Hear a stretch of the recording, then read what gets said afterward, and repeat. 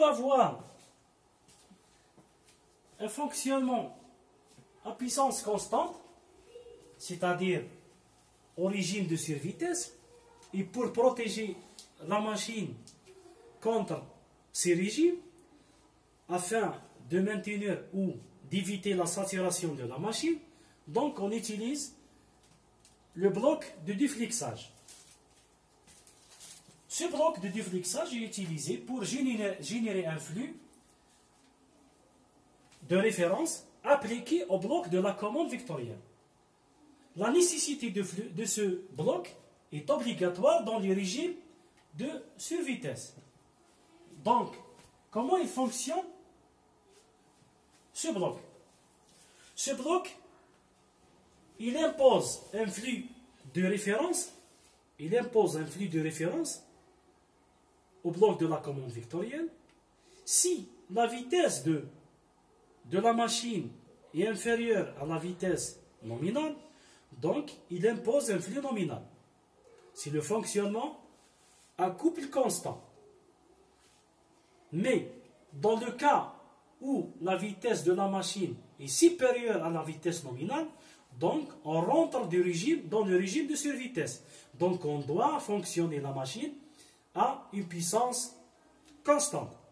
Donc ce bloc de flixage, il va diminuer le flux de référence pour éviter la saturation de la machine. Donc il va faire un produit d'un coefficient qui est le rapport entre la vitesse nominale et la vitesse de la machine.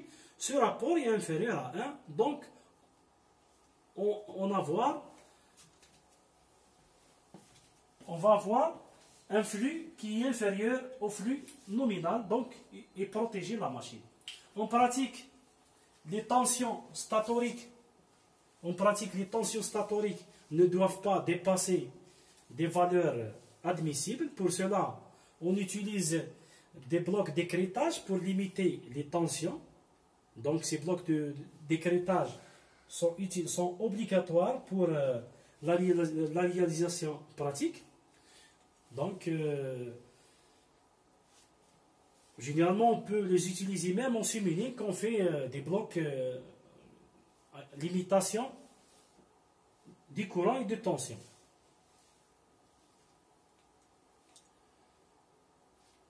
Pour la commande vectorielle en courant, on peut la déduire à partir de la commande vectorielle en tension. C'est-à-dire, on utilise les deux premières équations de la commande vectorielle de tension, où on utilise l'équation de l'inversement de flux et l'équation de l'inversement du couple électromagnétique. Donc à partir de ces deux équations, on peut déterminer le schéma fonctionnel de la machine et de la commande vectorielle en tension.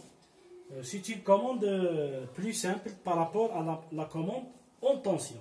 Donc on a ici l'équation du couple électromagnétique.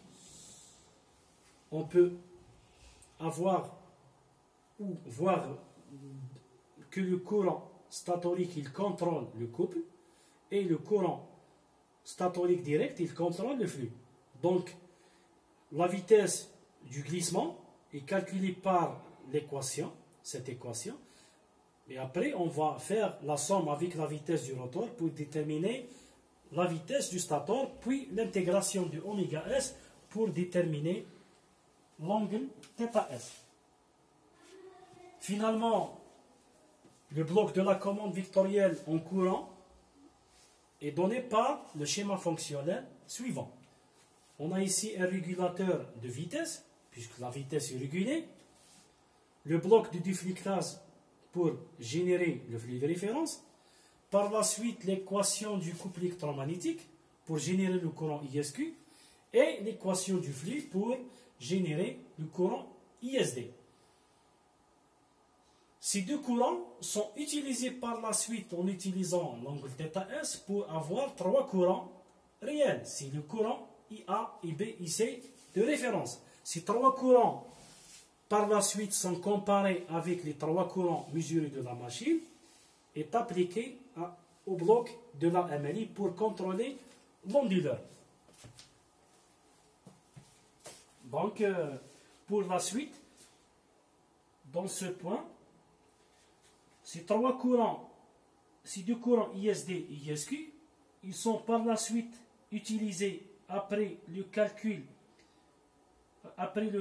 de θs. Donc, on fait la somme de oméga du glissement avec le oméga du rotor pour trouver oméga S. Donc, l'intégration de oméga S va nous donner θs. Donc, à partir de ISQ, ISD et θs, on peut calculer les trois courants de référence, IA, référence, IB, référence, et IC, référence. Ces trois courants de référence, par la suite, sont comparés avec trois courants mesurés de la machine pour trouver des séquences de commutation appliquées à un onduleur de tension. Donc, finalement, on peut présenter quelques simulations de la commande vectorielle directe et indirecte en charge. Le courant statorique présente un régime transitoire. Le courant statorique présente un régime transitoire, puis un régime permanent.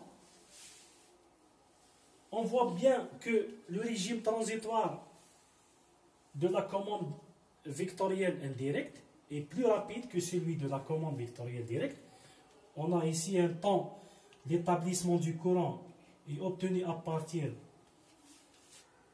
de l'instant 0,17. Pour la commande vectorielle, c'est à l'instant 0,21. Le courant de démarrage est inférieur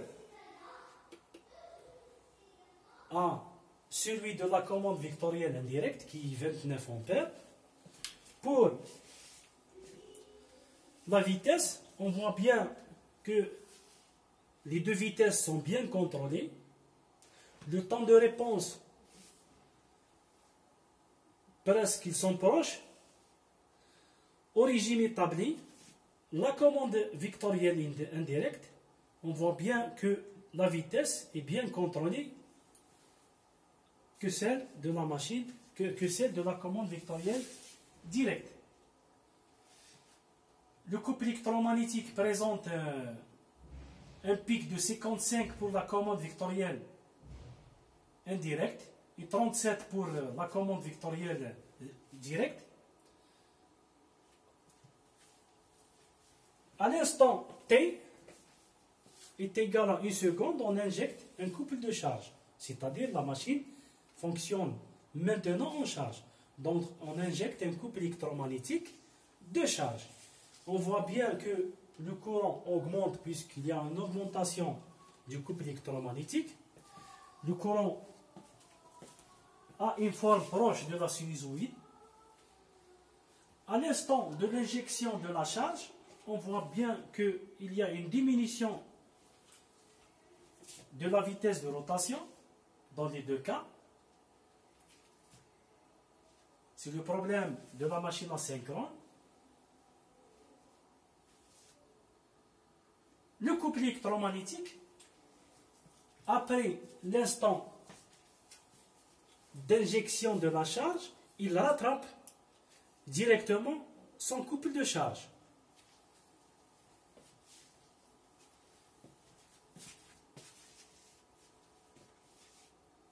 Voilà. Et merci pour votre attention. Dans les séances prochaines, Inch'Allah, on va présenter la commande directe du couple et la commande non linéaire. Et s'il y a du temps, on va présenter la commande adaptative et prédictive de la machine asynchrone.